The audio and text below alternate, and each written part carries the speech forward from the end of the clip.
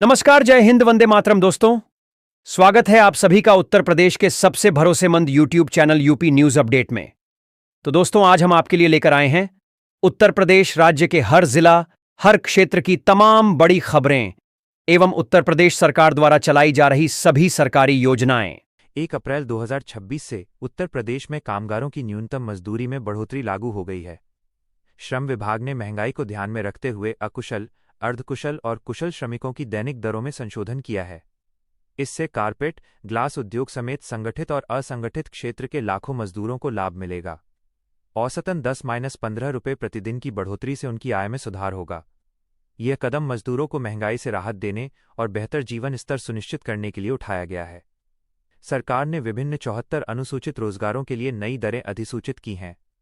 मजदूरों को समय पर भुगतान और अन्य सुविधाओं का भी ध्यान रखा गया है। अगली खबर है कि 1 अप्रैल 2026 से उत्तर प्रदेश में अंडा उत्पादकों के लिए नया नियम लागू हो गया है। अब हर अंडे पर उत्पादन की तारीख, लेइंग डेट और एक्सपायरी डेट स्टाम्प करना अनिवार्य है। यह नियम उपभोक्ताओं को ताज़े अंडे खरीदने में मदद करेगा और दुकानदार पुराने या खराब अंडे ताज़ा बताकर नहीं बेच पाएंगे। पशुपालन विभाग के अनुसार 30 डिग्री तापमान पर अंडे 2 सप्ताह तक सुरक्षित रहते हैं। नियम का पालन न करने पर अंडे नष्ट किए जाएंगे या मानव उपभोग के अयोग्य घोषित कर दिए जाएंगे। यह कदम सार्वजनिक स्वास्थ्य और खाद्य सुरक्षा को मजबूत करने के लिए उठाया गया है। अगली खबर है, उत्तर प्रदेश सरकार ने आज से रबी विपणन सत्र 2026-27 के तहत गेहूं खरीद की औपचारिक शुरुआत कर दी है। इस बार राज्य ने 60 लाख मीट्रिक टन से अधिक गेहूं खरीदने का महत्वाकांक्षी लक्ष्य रखा है। सरकार ने किसानों के लिए न्यूनतम समर्थन मूल्य MSP में वृद्धि की है, जिससे उन्हें अपनी उपज का बेहतर दाम मिल सके। प्रदेश भर में 6,500 से अधिक क्रय केंद्र स्थापित किए गए हैं। पारदर्शिता सुनिश्चित करने के लिए ई-पॉप मशीनों के जरिए अंगूठा लगाकर ही तौल की जा रही है। किसानों को भुगतान पंजीकरण के 48 से 72 घंटों के भीतर सीधे उनके बैंक खातों में डिजिटल माध्यम से किया जाएगा। अगली खबर है कि आज से उत्तर प्रदेश के प्रमुख एक्सप्रेसवे और नेशनल हाईवे पर सफर करना आम आदमी की जेब पर भारी पड़ेगा। यूपीईआईडीए ने लखनऊ आगरा एक्सप्रेसवे और पूर्वांचल एक्सप्रेसवे पर टोल की दरों में करीब 5% से 8% की बढ़ोतरी की है। इसी तरह NHAI ने भी प्रदेश से गुजरने वाले विभिन्न राष्ट्रीय राजमार्गों पर नई दरें लागू कर दी हैं। हल्के वाहनों कारों के लिए टोल में 10 से 20 रुपये, जबकि भारी वाहनों के लिए 50 से 100 रुपये तक की वृद्धि देखी गई है। यह वृद्धि सालाना रखरखाव और महंगाई सूचकांक के आधार पर की गई है। अगली खबर है कि मुख्यमंत्री योगी आदित्यनाथ ने आज लखनऊ के लोक भवन में एक विशेष कार्यक्रम के दौरान राज्य की आंगनबाड़ी कार्यकर्ताओं और सहायिकाओं को अत्याधुनिक स्मार्टफोन्स वितरित किए। इस पहल के तहत प्रदेश की लगभग 70,000 महिलाओं को डिजिटल टूल से लैस किया गया है।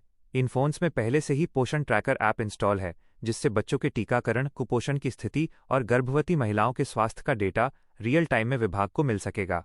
सीएम ने कहा कि ये कदम भ्रष्टाचार को खत्म करने और सरकारी योजनाओं को अंतिम व्यक्ति तक पहुंचाने में मील का पत्थर साबित होगा। अगली खबर है कि उत्तर प्रदेश के मौसम में अचानक आए बदलाव ने गर्मी से थोड़ी राहत दी है, लेकिन किसानों की चिंता बढ़ा दी है। मौसम विभाग IMD ने पश्चिमी उत्तर प्रदेश के 15 जिलों में आंधी और गरज के साथ बारिश का येलो अलर्ट जारी किया है। नोएडा, गाजियाबाद, मेरठ और बागपत में आज सुबह से ही आसमान में बादलों का डेरा है। धूल भरी हवाएं चलने की संभावना है, जिससे तापमान में 3 से 4 डिग्री की गिरावट दर्ज की जा सकती है।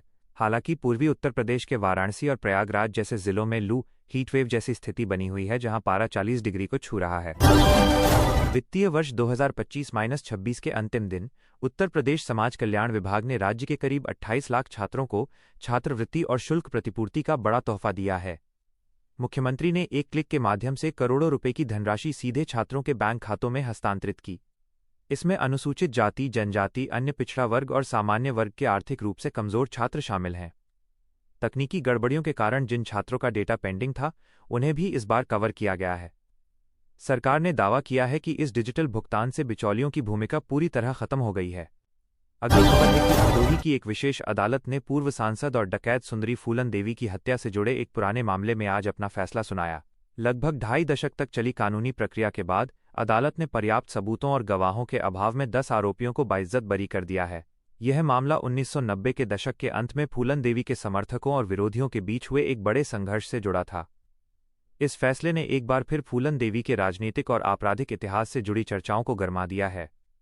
सुरक्षा कारणों से अदालत परिसर में आज भारी पुलिस बल तैनात रहा।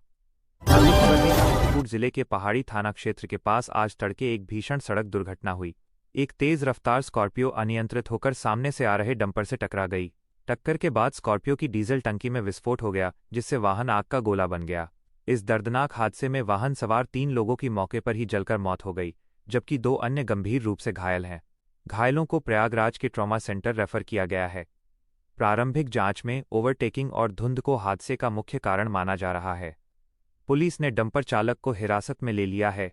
अगली खबर है कि गाजियाबाद के डासना इलाके में कल देर रात 2 पक्षों के बीच हुई हिंसक झड़प के बाद आज इलाके में तनावपूर्ण शांति बनी हुई है। मामूली कहासुनी के बाद शुरू हुआ विवाद इतना बढ़ा कि दोनों ओर से पथराव और फायरिंग की खबरें आईं। पुलिस ने इस मामले में अब तक 12 लोगों को नामजद करते हुए हिरासत में लिया है। स्थानीय लोगों का आरोप है कि ये पुरानी रंजिश का नतीजा है, जबकि पुलिस इसे तात्कालिक विवाद मान रही है। सोशल मीडिया पर घटना के वीडियो वायरल होने के बाद पुलिस ने अफवाह फैलाने वालों के खिलाफ भी सख्त कार्रवाई की चेतावनी दी है। अगली खबर है कि राजधानी लखनऊ के वासियों के लिए बड़ी खबर है। राज्य कैबिनेट ने लखनऊ मेट्रो के दूसरे चरण यानी ईस्ट वेस्ट कॉरिडोर के निर्माण कार्य में तेजी लाने के प्रस्ताव को मंजूरी दे दी है। ये नया रूट चारबाग रेलवे स्टेशन को वसंत कुंज से जोड़ेगा, जो अमीनाबाद चौक और ठाकुरगंज जैसे घनी आबादी वाले पुराने लखनऊ के इलाकों से होकर गुजरेगा।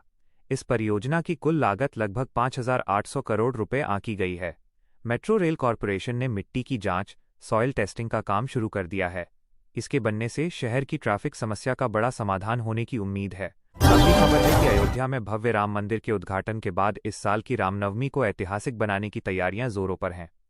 श्री राम जन्मभूमि तीर्थ क्षेत्र ट्रस्ट ने आज सुरक्षा और भीड़ प्रबंधन के लिए नई नियमावली जारी की है। मंदिर परिसर में श्रद्धालुओं के लिए सनशेड और ठंडे पानी की व्यवस्था की जा रही है, ताकि गर्मी में भक्तों को परेशानी न हो। भगवान रामलला का सूर्य तिलक करने की तकनीक का सफल परीक्षण किया जा चुका है। 17 अप्रैल को होने वाली रामनवमी के लिए अयोध्या में अभी से लाखों भक्तों के पहुंचने का सिलसिला शुरू हो गया है, जिससे होटलों और धर्मशालाओं में पैर रखने की जगह नहीं है। अगली खबर है कि उत्तर प्रदेश माध्यमिक शिक्षा परिषद यूपी बोर्ड ने हाई स्कूल और इंटरमीडिएट की परीक्षाओं की कॉपियों की जांच का काम रिकॉर्ड समय में पूरा कर लिया है। अब विभाग रिजल्ट प्रोसेसिंग और टॉपर्स की लिस्ट तैयार करने में जुटा है। बोर्ड के एक वरिष्ठ अधिकारी के अनुसार रिजल्ट अप्रैल के दूसरे सप्ताह के अंत तक घोषित किए जाने की प्रबल संभावना है।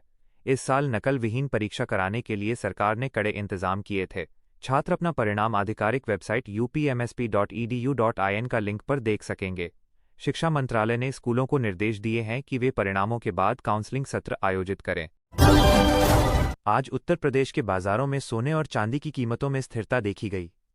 लखनऊ में 24 कैरेट सोने का भाव लगभग 72,500 रुपये प्रति 10 ग्राम पर बना हुआ है। वहीं चांदी 85,000 रुपये प्रति किलोग्राम के करीब कारोबार कर रही है।